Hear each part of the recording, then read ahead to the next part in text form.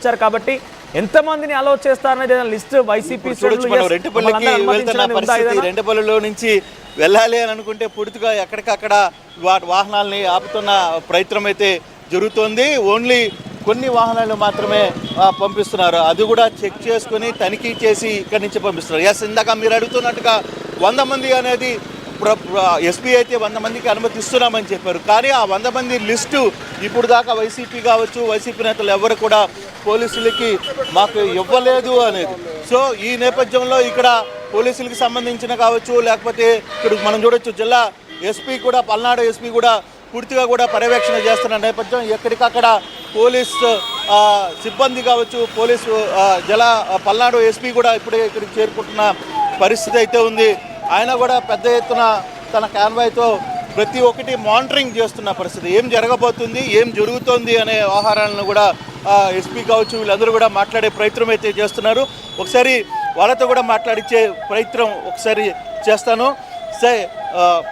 SP తర్వాత ఈ సిబ్బంది అందరూ కూడా ఇక్కడ నుంచి రెంటపాలానికి వెళ్తున్న నేపథ్యం మనం చూసాం. సో పూర్తిగా ఇక్కడ నుంచి దాదాపుగా సెక్యూరిటీ పెద్ద ఎత్తున రెంటపాలానికి గ్రామానికి వెళ్తున్నారు. అయితే ఇక్కడ జరుగుతున్న కంప్లీట్గా కూడా పోలీసు వాహనాలు తిప్పితే ఈ గ్రామం లోపలికి ఎవరిని అనుమతించని పరిస్థితి అయితే ఉంది.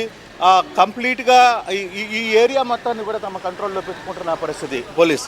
సో చాలా వరకు కూడా ఎక్కడికక్కడ అంటే అసలుకి సత్తెనపల్లి టౌన్లోకే ఎవరిని అనుమతించిన పరిస్థితి. సత్తెనపల్లి గుంటూరు దాటిన తర్వాత సత్తెనపల్లి మార్గ మధ్యంలో దాదాపుగా 25 చెక్ పోస్టులు పెట్టారు. 25 చెక్ పోస్టులు పెట్టి ఎవరిని అనుమతించకుండా ఇక్కడికి వీళ్ళందరినీ కూడా తీసుకుని వస్తున్న నేపథ్యం అయితే మనం చూస్తున్నాం. చాలా పెద్ద ఎత్తున బందోబస్తు ఏర్పాటు చేస్తున్న పరిస్థితి. ఎక్కడ ఎటువంటి అంటే ఏం సంఘటన జరగబోతుంది, ఏం జరుగుతుంది అని ఒక ఆందోళన, టెన్షన్ అయితే సత్తెనపల్లి కావచ్చు, ఈ చుట్టుపక్కల మండలాలు ప్రధానంగా వినుకొండ నియోజకవర్గం నుంచి కావచ్చు, ఇతర ప్రాంతాల నుంచి కూడా మొత్తం కూడా అంటే సత్తెనపల్లిని చుట్టూ కూడా మొత్తాన్ని కూడా బ్లాక్అవుట్ చేసిన పరిస్థితి ఉంది. ఎవరిని అనుమతించట్లేదు, ఎవరిని అనుమతి లోపలికి వచ్చే పరిస్థితి లేదు అని చెప్పి పోలీసులు అయితే చెప్తున్నారు. మరి ఇంత పెద్ద ఎత్తున రిస్ట్రిక్షన్స్ ఇటీవల కాలంలో జరగలేదు అనేది బ్రహ్మనాయుడు లాంటి ఎమ్మెల్యే లాంటి వ్యక్తులు, వినుకొండ ఎమ్మెల్యే కూడా ఇందాక ఆర్టీవీతో మాట్లాడుతూ ఒకే మాట చెప్పారు. జనాన్ని చూసి భయపడుతున్నారు అని చెప్పి ఆయన చేసిన వ్యాఖ్య. మరోవైపు ఎప్పుడు కూడా ఒక ప్రతిపక్ష నాయకుడు తన కార్యకర్తలను కలవడానికి వస్తున్నా కూడా ఇటువంటి అడ్డంకులు చెప్పడం ఏంటి అనేది వాళ్ళు మాట్లాడుతున్న వైసీపీ ప్రశ్నిస్తుంది. అయితే ప్రభుత్వం ఒకటే క్లియర్గా చెప్తుంది. వ్యవహారంలో గతంలో పొదిల్లో జరిగిన సంఘటన కావచ్చు, లేకపోతే ఇంకో దగ్గర జరిగిన సంఘటన కావచ్చు, ఇటువంటి సంఘటనలు తిరిగి పునరావృతం కాకుండా చేయడానికి కోసమే మేము ఇంత పెద్ద ఎత్తున పోలీసులు కావచ్చు వీటన్నిటిని కూడా పెట్టుకున్నాం. దీంట్లో కంప్లీట్గా కూడా ఇక్కడ ఎక్కడా కూడా ఈ సత్తెనపల్లికి సంబంధించి చాలా ప్రాంతాల్లో షాపులన్నిటిని కూడా క్లోజ్ చేయించిన పరిస్థితి అయితే మనకి చాలా స్పష్టంగా కనపడుతుంది మనోజ్. కానీ మరో కాసేపట్లో ఒక అరగంటలో జగన్మోహన్ రెడ్డి సత్తెనపల్లికి రాబోతున్నారు, సత్తెనపల్లికి రీచ్ అవుతున్నారు. సత్తెనపల్లికి ఇంకొక 20 నిమిషాల్లోనే రాబోతున్నారు. బహుశా 20 నిమిషాల్లో సత్తెనపల్లికి వచ్చిన తర్వాత ఈ ప్రాంతం నుంచే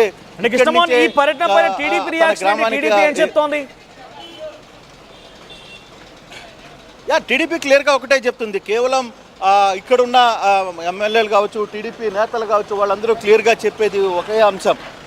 కేవలం శవరాజకీయాలు చేయడానికి మాత్రమే జగన్మోహన్ రెడ్డి వస్తున్నాడు. దానికి తప్పితే వేరే ఉద్దేశం ఏమి లేదు. ఎప్పుడో జరిగిన సంఘటన ఇది. ఈ సంఘటన కూడా జరిగి ప్రభుత్వం ఏర్పడక ముందే జరిగింది ఈ సంఘటన. అయినా కూడా ఈ సంఘటన కోసం రావడం ఏంటి అనేది జగన్ ఉద్దేశపూర్వకంగా జనాల్ని రచ్చగొట్టడానికి మాత్రమే ఈ ప్రయత్నం చేస్తున్నారనేది టీడీపీ చెప్తున్న పరిస్థితి. ఆ దిశగానే జగన్మోహన్ రెడ్డి వ్యవహారంలో నిన్న పొదిల్లో జరిగిన సంఘటన కావచ్చు, ఈ 2 వ్యవహారంలో ఎక్కడైతే తేడా ఉన్నిందో, సో ఆ తేడా మళ్ళీ ఇంకొకసారి అటువంటి సంఘటన జరగకూడదనేదే మా ప్రయత్నం తప్పితే మాకు జగన్మోహన్ రెడ్డి వస్తే ఏంటి పోతే ఏంటి అనేది టీడీపీ నేతల వాదన. కానీ జగన్ మాత్రం చాలా క్లియర్గా చెప్తున్నారు, నేను వెళ్ళాలనుకుంటున్నా, మీరు ఆపాలనుకుంటే ఆపండి, లేదనుకుంటే లేదు అనేది చాలా క్లియర్గా చెప్తున్నారు. ఆయన నేను 100 మందితో వస్తానా, 200 మందితో నేను నా కార్యకర్త చనిపోయాడు, ఆ కార్యకర్త దగ్గరికి నేను వెళ్ళి అతన్ని పరామర్శించడానికి వెళ్ళాలనుకుంటున్నాను, ఏం జరిగితే అది జరుగుతుంది అనేది జగన్ చెప్తున్న పరిస్థితి. అయితే ఇప్పుడు సత్తెనపల్లికి పూర్తి కూడా టెన్షన్ ఉన్న వాతావరణం ప్రధానంగా రెండు విషయాలు. ఇక్కడి నుంచి రెంటపల్లికి వెళ్ళడానికి జగన్ని ఎంతమందికి అనుమతిస్తారు? ఇప్పటికే చాలా ప్రాంతాల్లో పెద్ద ఎత్తున జనాలు చేరుకుంటున్నారు.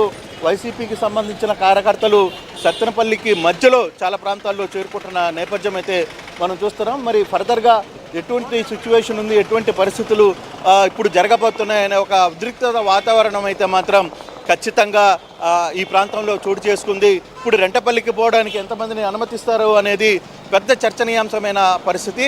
పూర్తిగా కూడా ఈ ప్రాంతంలో ఐజీతో సహా ఎస్పీలు, ఐజీలు ఇతర ప్రాంతాల నుంచి కూడా ఇక్కడ చేరుకున్నారు. పోలీస్ బందోబస్తు పెద్ద ఎత్తున ఏర్పాటు చేసిన పరిస్థితి. అసలు సత్తెనపల్లిలో లైవ్ దృశ్యాల ద్వారా అక్కడ జగన్మోహన్ రెడ్డి కాన్వాయ్ ప్రారంభమైనటువంటి లైవ్ దృశ్యాలు మనకు వస్తున్నాయి. ఇక్కడ ఆర్టీవీ స్క్రీన్ పై మీరు చూస్తున్నారు. జగన్మోహన్ రెడ్డి కాన్వాయ్ బయలుదేరింది. సుమారుగా ఇక్కడ మనం చూస్తుంటే కనుక అటు పోలీసుల వెహికల్స్తో కలిపి ఒక 100 వెహికల్స్ అయితే ఉన్నాయి. కానీ కేవలం 3 వాహనాలు మాత్రమే ఇప్పుడు ఆంక్షల మధ్యలో జగన్మోహన్ రెడ్డి వెళ్ళబోతున్నారు. మరి ఆ 3 వాహనాలు ఏంటి, ఎలా వెళ్తారని మాత్రం చూడాల్సిన అవసరం అయితే ఉంది. మీకు పైన రైట్ సైడ్ బాక్స్లో మీరు చూస్తున్నారు కదా, ఒక భారీ బైక్ ర్యాలీతో వైసీపీ జెండాలతో కొన్ని 10ల సంఖ్యలో కార్లు అయితే కదులుతూ ఉన్నాయి. ఈ కాన్వేలోనే జగన్మోహన్ రెడ్డి వస్తూ ఉన్నారు. లైవ్ దృశ్యాలు ఇవన్నీ కూడా ఎక్స్క్లూజివ్గా ఆర్టీవీ ప్రతినిధులు జగన్ కాన్వాయ్ వెంట వస్తూ ఉన్నారు. జగన్ కాన్వాయ్ని ఫాలో అవుతున్నారు. సో పైన కూడా చాలా పెద్ద ఎత్తున జనం అంతా కూడా ఆయన చూసేందుకు వస్తూ ఉన్నారు. అటు వైసీపీ కార్యకర్తలు, సామాన్యమైన ప్రజలు కూడా మాజీ ముఖ్యమంత్రి జగన్మోహన్ రెడ్డి పర్యటన నేపథ్యంలో ఆయన చూసేందుకు తరలి వస్తున్నారు. రోడ్లన్నీ కూడా ఒకసారి కిక్కిరిసిపోయాయి. బైక్ ర్యాలీ చేపడుతున్నారు. కొన్ని వందలాది వాహనాలు ఆయన వెంట వస్తూ ఉన్నాయి. చాలా మెల్లిగా ఇప్పుడిప్పుడే ఆ కాన్వాయ్ కదులుతోంది. ఆ లైవ్ దృశ్యాలను ఆర్టీవీ స్క్రీన్ పైన చూడొచ్చు.